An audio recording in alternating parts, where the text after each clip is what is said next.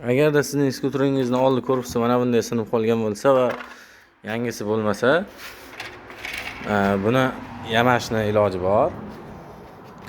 Biz o'zini mana bunday qilib yamab beramiz. Mana simlar qo'yib. Mana bunday. Bu ichki tarafi, shuning uchun usti yomon. Buni urib ko'rsatamiz uni.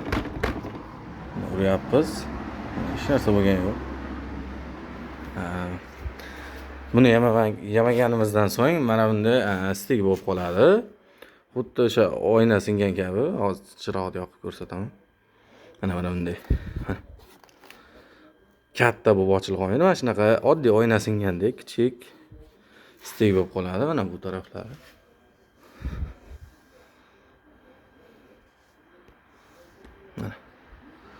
Mana bunday stik bo'ladi xolos.